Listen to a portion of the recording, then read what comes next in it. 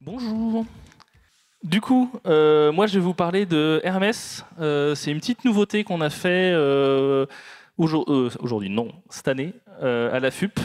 C'est un peu pour suivre tout ce qui est labellisation LEED, dont on a parlé un peu plus tôt à la keynote. Et il y a eu une présentation ce midi, donc je ne vais pas non plus rentrer trop dans les détails. L'idée, c'est d'avoir un impact écologique meilleur. Et dans ce sens, on a voulu faire une petite application pour aider à faire du covoiturage pour l'événement. C'est un bot Discord, donc voilà, comme l'image montre, c'est sur Discord. C'est plein de petites commandes qui permettent de vous mettre en relation. D'un côté, vous allez pouvoir donc créer un trajet. Donc vous pouvez dire, moi je viens par exemple de Nantes, 44 c'est Nantes, le nombre de places disponibles, quand est-ce que vous partez, et si vous allez vers l'événement ou si vous en revenez. Et à partir de là, les gens vont pouvoir trouver vos trajets.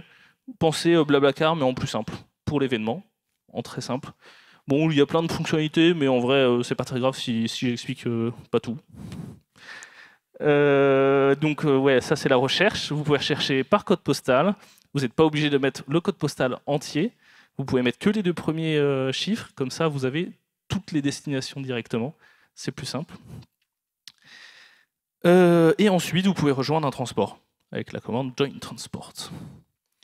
Et non, il y a 3 parties, pas 2. Petite fonctionnalité supplémentaire. Et oui, ça ne rentrait pas dans le reste, désolé. Petite fonctionnalité supplémentaire, vous pouvez aussi voir dans quel transport vous êtes, histoire de pouvoir contacter les personnes qui sont vos conducteurs et tout directement, via la commande statut. Techniquement, qu'est-ce que c'est ? C'est une petite application CLI en PHP. C'est fait avec du Symfony, avec le Symfony Console, qu'on connaît tous. La petite particularité, c'est que ça va utiliser React PHP derrière, parce que Discord utilise des WebSockets pour faire la communication entre l'application et Discord. Donc c'est un projet qui était vraiment intéressant, parce que ça change des projets qu'on a tous les jours. N'hésitez pas, le projet est open source sur le lien que j'ai mis, donc vous pouvez voir comment ça marche, vous pouvez même contribuer si vous voulez rajouter des trucs. Ça va probablement évoluer l'année prochaine pour rajouter des trucs qui n'ont pas bien marché cette année, ou pour le faire évoluer aussi. Et c'est fini. Voilà.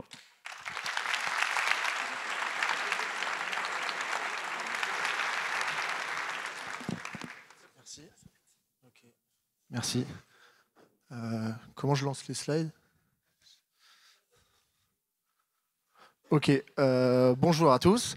Moi, je vais vous parler de PHP, de Redis et d'object mapping, c'est-à-dire comment on va transformer des objets PHP pour pouvoir les stocker et les requêter dans un serveur Redis. Voilà, donc moi je m'appelle Clément Talleux, je travaille chez letiol.coop, désolé, encore nous, et je suis le créateur d'une petite librairie qui s'appelle PHP Redis OM, qui est du coup la librairie que je vais vous présenter aujourd'hui, vous l'aurez deviné. Alors, comme peut-être beaucoup d'entre vous, en tout cas moi je suis un grand fan de Doctrine que j'utilise dans la plupart de mes projets au quotidien. Là je vous ai proposé un contrôleur d'un site e-commerce pour récupérer un panier. Du coup, la première ligne, je récupère le panier courant de l'utilisateur connecté. S'il n'en a pas un, j'en crée en base de données. Ensuite, je récupère les produits du panier, je les passe au template twig et voilà. C'est super. Comme vous l'avez vu, on a fait plein de requêtes à la base de données, pourtant on n'a pas écrit une seule ligne de SQL. Doctrine, c'est super parce que c'est facile à lire, c'est facile à écrire et c'est très facile à maintenir. Alors, le problème dans mon site e-commerce, c'est que cette table panier, elle peut très vite devenir très volumineuse. C'est un endpoint qui va être très sollicité et qui va être compliqué à mettre en cache. Je vais avoir des problèmes de beaucoup de requêtes, donc problème de lenteur, problème de charge, surtout pendant les pics d'affluence, et base SQL nécessaire. Pourquoi ? Parce que je m'interroge sur la pertinence d'avoir une base de données relationnelle, en tout cas. Pourquoi ? Parce que mes données, personnellement, je peux me permettre de les perdre. Les paniers non finalisés, les paniers abandonnés, etc. C'est pas grave si un utilisateur perd son panier, il revient le lendemain, il en recrée un, on s'en fout un peu. Et j'ai pas tellement de relation entre ma table panier et les autres tables. Du coup, je m'interroge, est-ce que c'est vraiment pertinent d'avoir une base SQL, MariaDB, Postgre, etc. J'ai une solution qui existe, qui est toute trouvée, notamment pour faire du temps réel, c'est Redis, que vous connaissez peut-être déjà. Redis, pourquoi? Parce que ça a des temps de réponse qui sont quasiment instantanés. On peut gérer plusieurs dizaines de milliers de requêtes par seconde. Pourquoi? Parce que Redis s'écrit en RAM, donc ça va très vite. Et les données sont potentiellement volatiles, c'est-à-dire qu'à moins de les stocker dans un fichier sur le disque dur, Redis, c'est écrit en RAM, donc si le serveur est démarré et le serveur crash, les données, on les perd. Mais nous, ça nous va plutôt bien parce qu'on n'a pas besoin d'assurer une permanence des données. Problème. Redis, par défaut, en tout cas c'est souvent comme ça qu'on l'utilise, c'est un système de clés-valeurs, donc pas forcément adapté à mes besoins. Ça veut dire qu'il faut que je puisse transformer mes objets PHP dans un format que Redis va comprendre. Et surtout, moi, je veux pouvoir filtrer mes recherches. Je ne veux pas seulement retrouver par clé, je veux pouvoir retrouver par utilisateur, par date, trier, etc. Et surtout, je n'ai pas envie de refaire absolument tous mes contrôleurs Symfony. Du coup, qu'est-ce qu'on va faire? Alors, déjà, les objets dans Redis, c'est possible, ça existe. Il y a deux formats pour stocker les objets dans Redis, le JSON et le Hash. Le JSON, je ne vous en parle pas parce que normalement, vous connaissez déjà. Le Hash, c'est un format natif de Redis qui va en fait aplatir vos objets pour les stocker dans Redis. C'est natif, c'est par défaut dans les stacks Redis quand vous les installez. Et du coup, quand on va récupérer un objet dans Redis, en réalité, on va récupérer un tableau à une dimension et après, il faudra l'utiliser pour réhydrater vos objets PHP. J'ai pas passé, non, c'est bon. Du coup, Redis Search. Redis permet de filtrer, de requêter des objets. Il y a un module qui s'appelle Redis Search et qui permet de créer des index avec une commande Redis qui s'appelle ftcrit, de créer des requêtes. J'ai marqué créatin, mais c'est création, voilà, avec ftsearch. Et ce module, Redis Search, il est par défaut installé dans la version 8 de Redis, qui est la dernière version. Donc si vous avez une version de Redis qui est la version 8, c'est installé par défaut. Pour des versions précédentes, il faut l'ajouter. C'est un module gratuit. Alors, j'ai repris le contrôleur Symfony qu'on a vu tout à l'heure. Et si vous regardez, je n'ai pas changé une ligne de ma fonction, j'ai juste touché un peu au constructeur. J'ai remplacé l'injection de l'Entity Manager Doctrine par une instanciation d'une classe qui s'appelle le Redis Object Manager, qui est fournie par la librairie dont je vous parle aujourd'hui, et qui va implémenter la même interface que l'Entity Manager Doctrine, l'Object Manager, et donc on va retrouver exactement les mêmes fonctions, les mêmes signatures. Et du coup, vous voyez, l'IDE, il ne voit aucun problème, puisque c'est les mêmes méthodes, ça marche exactement de la même manière, sauf que la différence de tout à l'heure, c'est que au lieu de le stocker dans un Maria, un MySQL, je le stocke dans Redis, et ça marche exactement de la même manière. Voilà, vous avez un panier qui est dans Redis et qui n'est plus en MySQL. Pour l'installer, c'est tout bête. Composer require taleu/php redisom. Pour mapper vos classes, c'est tout bête. Il y a des attributs fournis par... on a tout copié sur Doctrine. Des attributs fournis par la librairie qui vont permettre de mapper vos classes, mapper vos propriétés, celles que vous voulez persister ou pas, celles sur lesquelles vous voulez créer des index ou pas. Voilà, je pense, j'ai pas mis toutes les méthodes, mais c'est exactement les mêmes que dans Doctrine, les find, find by, les tableaux de paramètres, les tableaux pour ordonner dans un sens ou dans l'autre vos données, ajouter des limites, ça marche exactement de la même manière, persist, remove, tout est pareil. La librairie du coup dont je vous parle, elle supporte les deux formats d'objets dont je vous ai parlé, le hash et le JSON. Pour le JSON, il faut ajouter un module qui s'appelle RediJSON, mais le format hash est par défaut supporté, donc si vous avez General Structure Redis, rien à ajouter. On supporte les deux manières les plus courantes de communiquer avec Redis, PHP Redis, l'extension écrite en C, ou Predis, la librairie écrite en PHP. Les différents tags, il y a une intégration Docker Compose. Si ça vous intéresse, je vous invite à regarder le GitHub, à créer des issues ou des PR.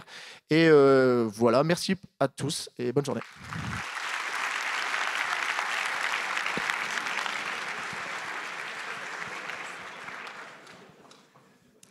Bonjour, on va parler des cycles agiles de 1 mois. Je vais me présenter rapidement pour vous donner du contexte. Je m'appelle Amaury, j'ai été cofondateur et CTO de Eureka pendant 10 ans. J'ai fait partie des coordinateurs de la FUP Paris dans les années 2010. Je suis CTO d'Omunity, j'ai plusieurs projets open source à mon actif et je tiens le blog de Geek et Directeur Technique. Qu'est-ce qu'on connaît comme cycle agile? Habituellement, on connaît bien les sprints d'une semaine. Ça, on l'utilise souvent quand on fait du prototypage, la R&D, les premières phases d'existence d'une startup. Les sprints de 2 semaines, c'est ce qui est le plus répandu, je vais revenir dessus. Les cycles de 6 semaines, vous connaissez peut-être la méthode ShapeUp, ou pas de cycle, quand on fait du Kanban, du déploiement continu. Donc le plus répandu, comme je disais, les cycles de 2 semaines, sauf qu'un sprint, c'est beaucoup de choses à la fois. Et chaque sprint a ses objectifs, appelez ça comme vous voulez, les objectifs des projets, des user stories, des tâches. Mais en pratique, un sprint déborde toujours sur les sprints suivants. Vous faites votre développement, mais il reste un peu de validation à faire, et ça réduit la bande passante qu'on a sur le sprint d'après. Et même encore après, il reste un peu de déploiement à faire, et tout ça s'accumule, et au fur et à mesure, ça réduit la bande passante réelle qu'on a sur chaque sprint. Il y a d'autres écueils, comme par exemple des spécifications qui arrivent en étant incomplètes, ou au contraire qui nous sont complètement imposées.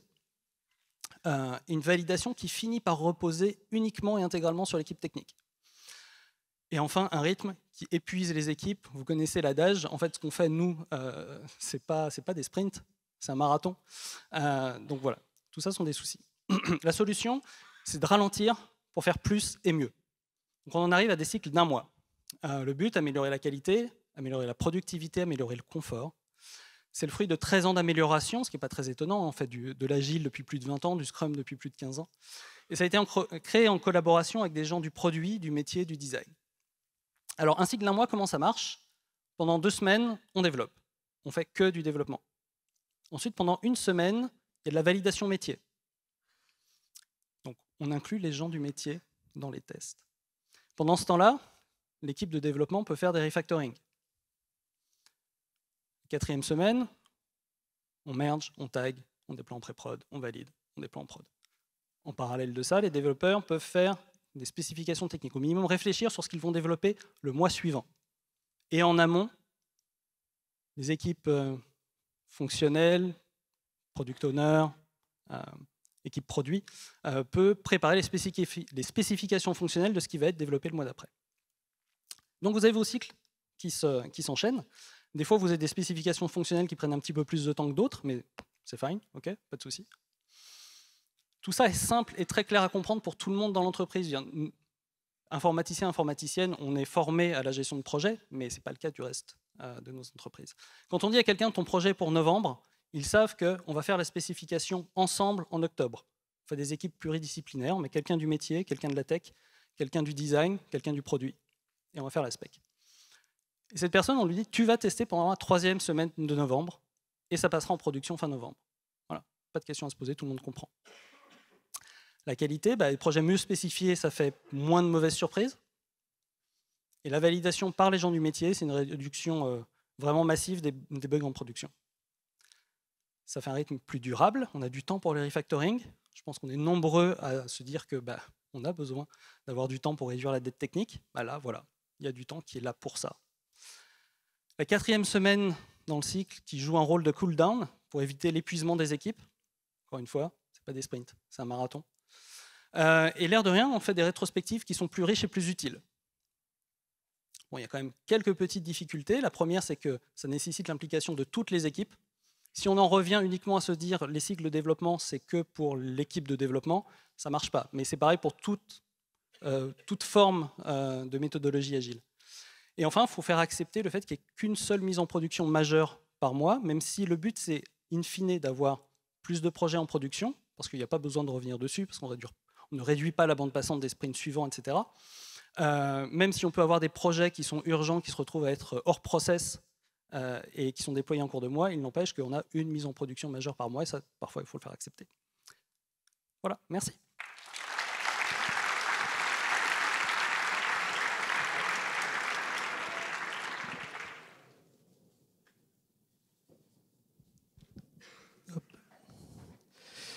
Bonjour, merci. Donc, je vais essayer de résumer en 5 minutes 3 talks que j'avais donnés à la FUP.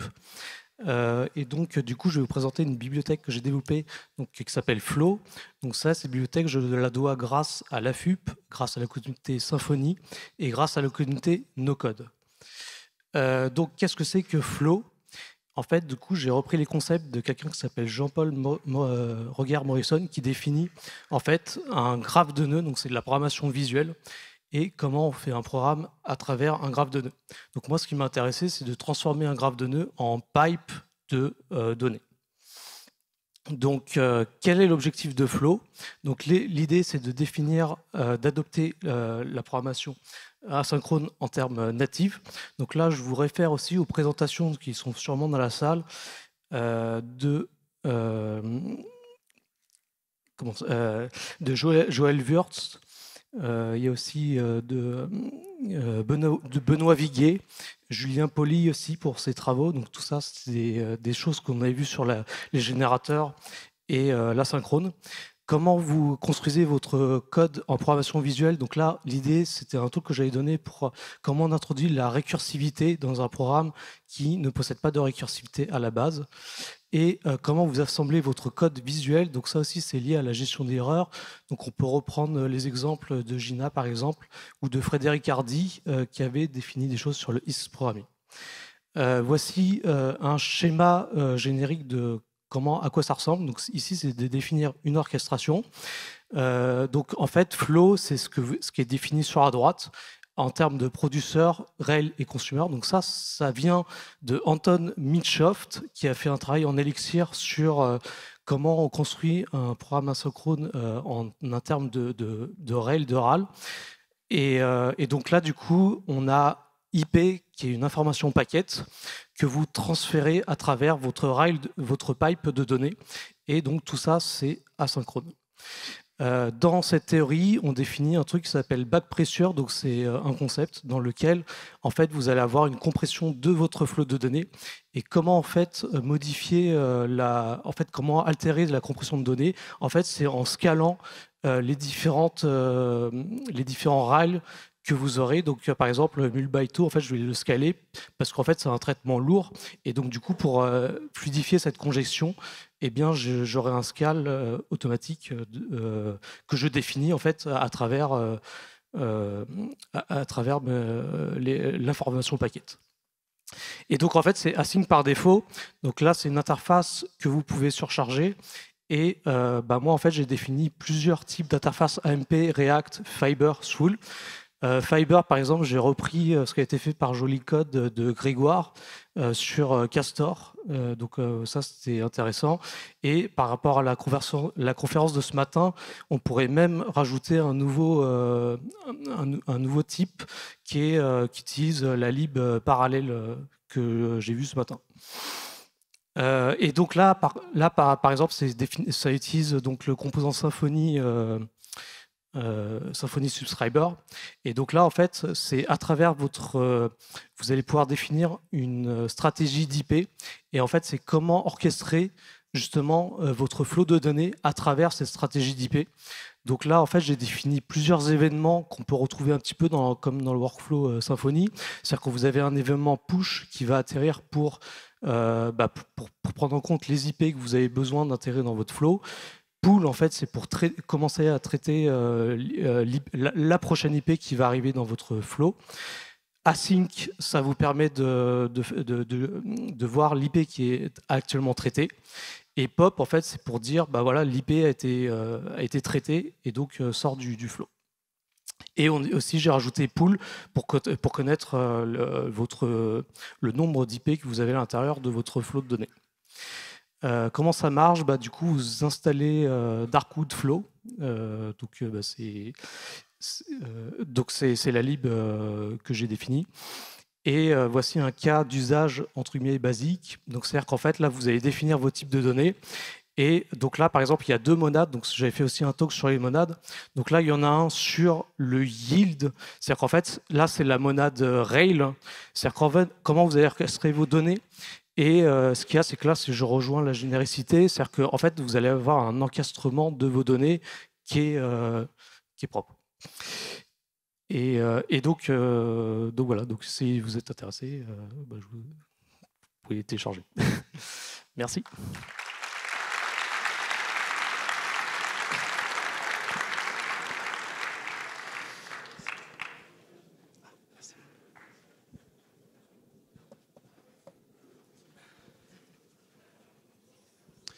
Bonjour. C'est pas commencé encore, c'est bon. C'est une histoire que vous connaissez tous. Hein. Vous travaillez sur un projet Symfony avec un collègue et ça marche chez lui, ça marche pas chez vous. Je ne sais pas si ça vous est déjà arrivé. Donc vous avez récupéré la même branche, vous êtes sur le même commit, il n'y a pas de souci, mais voilà, il y a une différence. Peut-être que vous avez juste oublié de faire un composer install en changeant de branche, ou peut-être que vous avez oublié de compiler votre JavaScript. Voilà.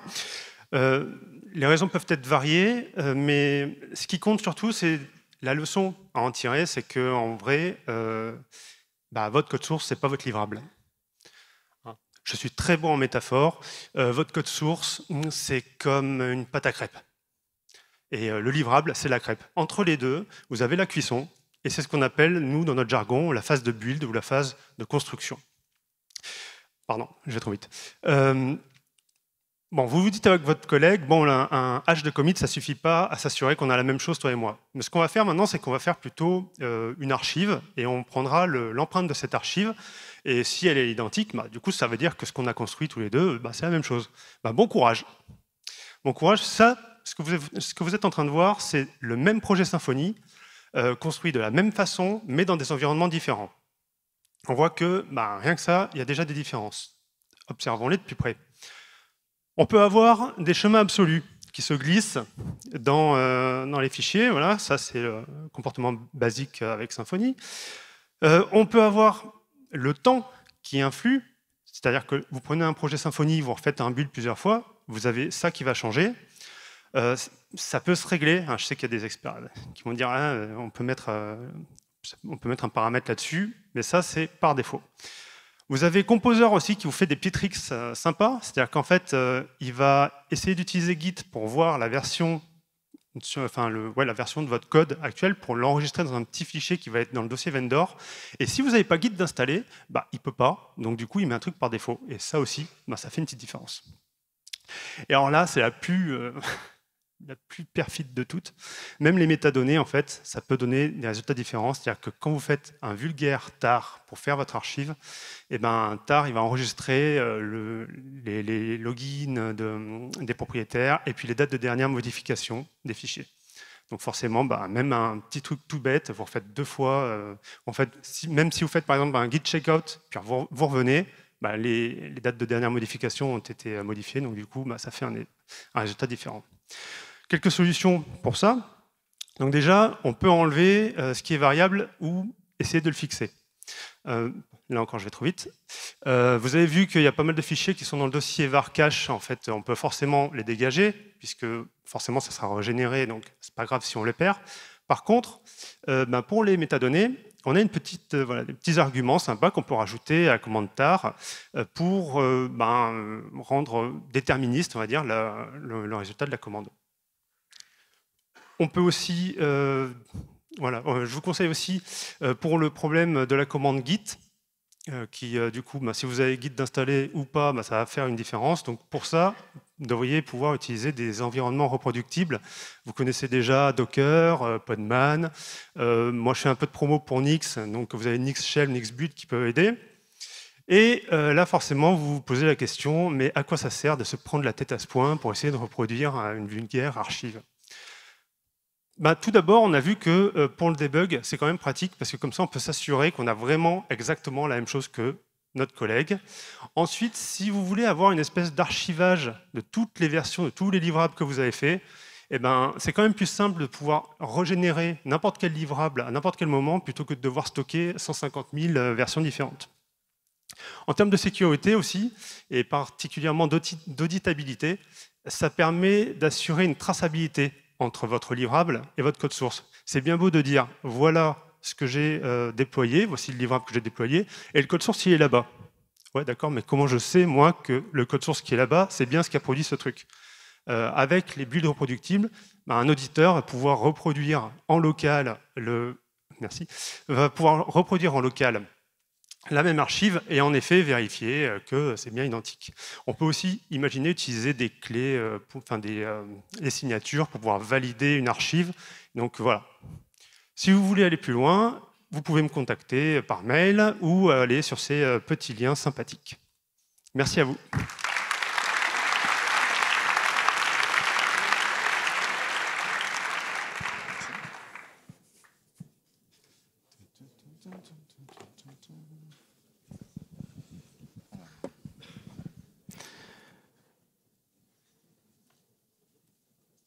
J'ai 72 slides, donc ça va aller très très vite, je vous préviens. Donc, je m'appelle Jacques Bonneulin, je suis le fondateur de Monsieur B, c'est une petite agence web qui fait du e-commerce sur Silus et du web marketing. Je vais vous parler d'une petite histoire de Dave, Alice et Huguette. Ils font du Scrum, du coup ils sont tristes. Scrum, c'est des user stories qu'on va rassembler dans une épique ou une épopée, ou ça dépend le nom que vous leur donnez. Le problème, c'est qu'on ne sait pas combien de temps ça dure.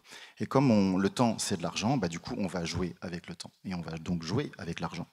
Le poker, le planning, tout ça. Le problème, c'est que pour jouer, on a des points. 1, 2, 3, bref, c'est la suite de Fibonacci. Et parfois, on ne sait pas combien de points on veut attribuer à une user stories.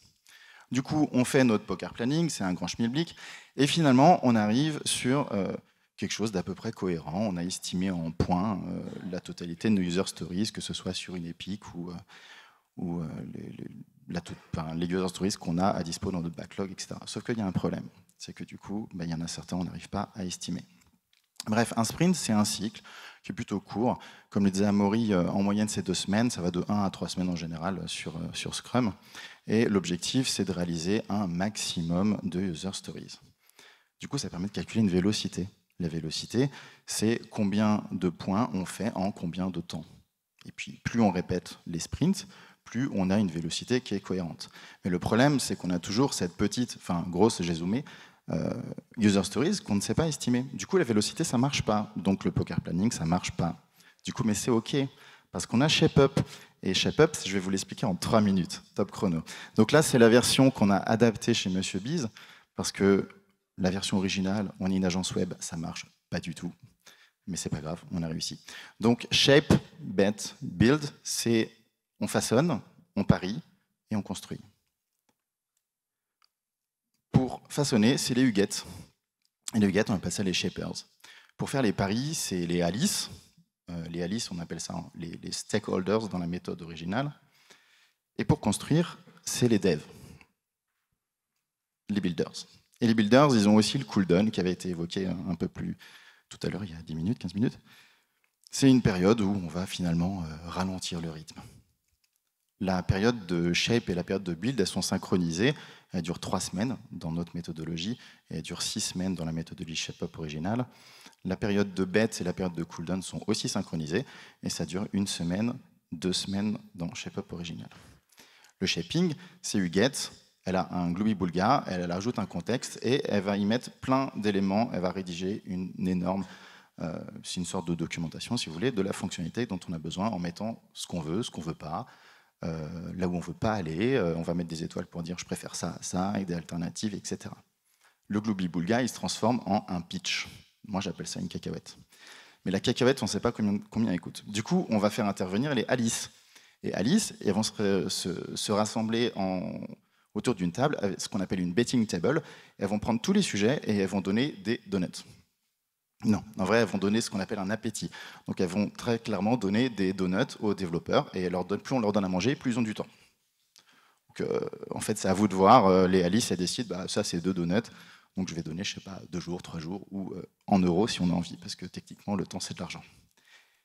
Et là arrivent les devs. Et les devs, donc, ils sont trop contents parce qu'ils ont une cacahuète sur laquelle tout est hyper bien précisé. Donc ils peuvent faire des petites sections, ils peuvent les réaliser tranquillement et ça marche très bien. Du coup, pour faire ça, ils vont faire une phase de discovery, ils vont essayer de regarder ce qu'ils doivent faire et à la fin, ils vont build. Bon, en vrai, ça, c'est le hill chart, c'est dans la méthode ShapeUp. Nous, on utilise plutôt les cases à cocher, c'est plus pratique. Et donc les devs, ils sont tout retournés. Avant, on leur dit « Coucou, tu as des user stories, tu dois faire ça pendant 1 semaine et en gros, il faut que tu essaies d'en faire le plus possible. » C'est un petit peu l'idée. Puis on calculera après la vélocité, on verra après combien de temps tu mets. C'est un peu compliqué. Maintenant, on leur dit « Tu dois faire ça, mais tu as 3 jours. » Du coup, dans le cerveau, c'est « Ah, mais je fais comment ?» Tu as 3 jours, je m'en fiche, en fait, tu le fais. C'est très compliqué. Finalement, on met en prod, ça, fait d'artifice, et tout le monde est content. Et du coup, à la fin de tout ça, c'est le cooldown et on recommence. Merci.